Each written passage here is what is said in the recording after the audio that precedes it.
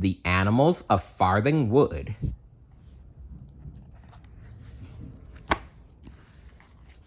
Journey's End. White Deer Park was finally in reach. From the crest of the hill, Fox could see the beautiful waving treetops of the nature reserve. But the animals of Farthing Wood were scattered far and wide. They'd had a great fright and had run off in different directions. Fox would have to gather all the animals and lead them to the safety of White Deer Park together. "We'll have to find the others," he said. "Why?" asked Hare. "They'll find their own way to the park on their own. They'll find their way to the park on their own. Let's go now." Mole looked worried. "We can't go without Badger," he said. "We won't leave Badger behind, will we, Fox?" "Well, Fox," called Owl from above, "you got us into this mess. How are you going to get us out of it?" Badger and Weasel were hiding in town. They had slipped through a trap door and into a cool, dark storage cellar. "This is fun," said Weasel, dancing about on a stack of crates. "What an adventure!" "Everything's fun for you, Weasel."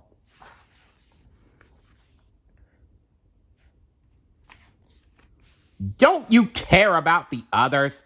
growled Badger. "They might be in danger." Weasel laughed. "Don't worry so much, Badger. I'm sure they're fine." "I am worried, Weasel," said Badger seriously.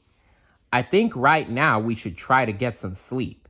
We'll need all our energy to search for Fox and Mole and our other friends." Weasel scampered down from the crates and slid across the floor. "Whee! I'm having too much fun to sleep." The squirrels were clinging to the top of a telephone pole, looking about for their friends. "I can't see anyone," said one squirrel. "Neither can I," said the other. They didn't hear the squeaks of the voles, mice, and shrews who were hiding in the long grass nearby. There was a rustle in the grass, and Adder's forked tongue snapped out at the little animals.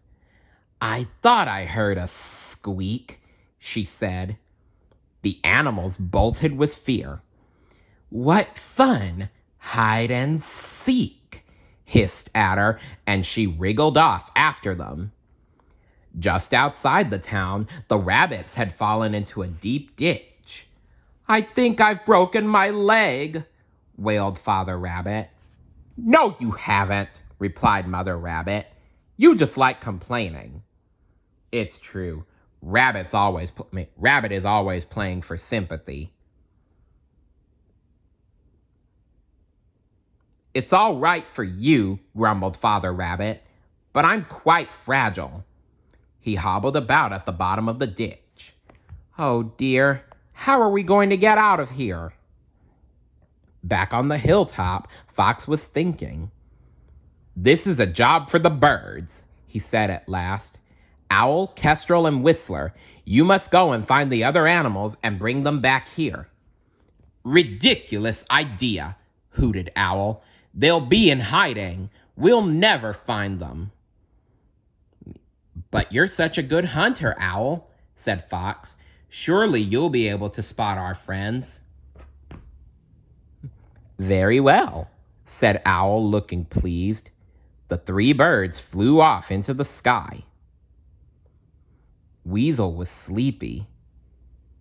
"Weasel, keep awake, please," said Badger crossly. "I'm trying," replied Weasel with a yawn. From outside came a thud, then another thud, and another. A trolley piled high with crates rolled down the ramp into the storage cellar. Badger and Weasel dodged out of the way just in time. Then Weasel did a quick U-turn and leapt up the ramp and out to the street. Badger followed, but he wasn't as quick as Weasel and narrowly missed colliding with another trolley as it rolled down the ramp and into the cellar. The store's manager gazed at the animals in astonishment as they raced past her. By the time they rounded the corner, Weasel was exhausted. I'm so sleepy, Badger, she said, closing her eyes. You'll have to carry me. Kestrel flew high in the air, scanning the ground with her powerful eyes. Gee! The squirrels, she called, and dived down to the telephone pole.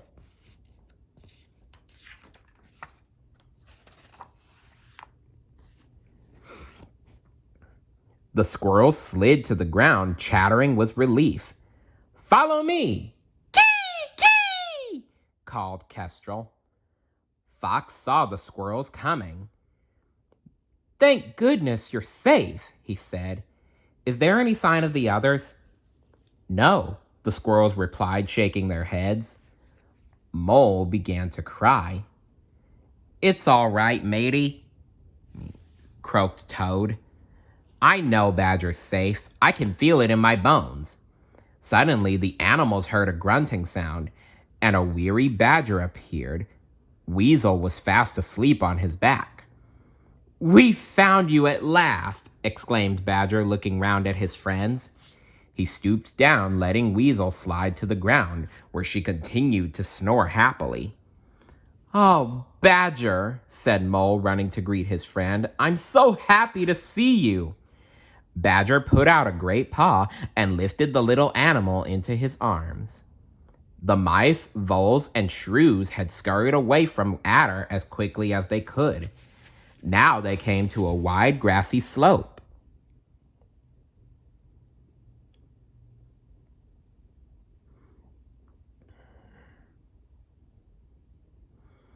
Is Adder still behind us? Asked a mouse. Adder reared her head. Yes, I'm right here, she said. This game is fun. The animals dashed into a sandy bunker. As Father Vole peered out, a golf ball whizzed past his nose. Kestrel's keen eyes spotted him and swooped down. Follow me, she called. As the animals scrambled onto the green, Kestrel spied a huge mowing machine approaching rapidly. Come on, she called. Hurry! Yes, hurry, hissed Adder, sliding up behind the frightened animals. They sprinted away from the mower just in time, but Adder was too late. With a flick of her tail, she escaped down a golf hole. Bravo, Adder! cried Kestrel. Whistler found the rabbits in the ditch. Please get us out, said Father Rabbit. This could be tricky, said Whistler. He bent down, and Mother Rabbit hopped onto his back. Then she climbed up his long neck, and then with one more mighty hop, she was out of the ditch. But Father Rabbit was too heavy. Whistler's legs sagged under the weight, and he couldn't stand up. I'll have to go for help, he said. You'll leave me here. I know you will, cried Father Rabbit. Don't worry, I'll be back soon, Whistler replied calmly as he flapped away. He landed beside Fox. I found the rabbits, he said. Father Rabbit is stuck in a ditch. Well done, Whistler, said Fox. I'll go down and get them now. Do be careful, Fox, said Mole. Rabbits can get into all kinds of trouble. What else is new? Fox found Father Rabbit sitting in a puddle at the bottom of the ditch. What took you so long? Grumbled Father Rabbit. I've got a broken leg, you know. Fox ran down. Fox ran down into the ditch. Hop onto my back, he told Father Rabbit. With a skip and a jump, they were out of the ditch. Thank you, Fox, said Father Rabbit. Then he and Mother Rabbit hopped away. My pleasure, replied Fox, shaking his head in amusement. By now, Adder had found the rest of the animals. She leered greedily at a vole. I promised not to eat you during the journey, she hissed. But the journey is nearly over. I can't wait. Badger watched her slither away. Don't worry, he told the anxious voles. Adder may want to behave like other snakes, but I can see the journey has changed her. It's changed us all. I almost feel sad now the journey's over, said Father Vole. I'll be glad to arrive at White Deer Park, said Mother Vole. But even then, we'll never be ordinary voles again. We're the animals of Farthing Wood, and we shall keep the spirit of our journey forever and ever. Well said, Mother Vole, said Fox. And now, everyone, follow me. We're going to White Deer Park. Look, there's the great white stag. Isn't he beautiful? One by one, the animals entered the nature reserve. A huge stag was waiting to greet them. It's him, mateys, gasped Toad. The great white stag. We've made it at last. Well done, my friends, the stag said. News of your great journey has reached us long ago. Welcome to White Deer Park. He turned, and the animals of Farthing Wood trotted after him into their new home. The end.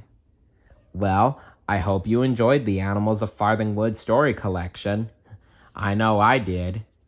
Which story was your favorite story of all time? And what was your favorite part of this whole story of all time?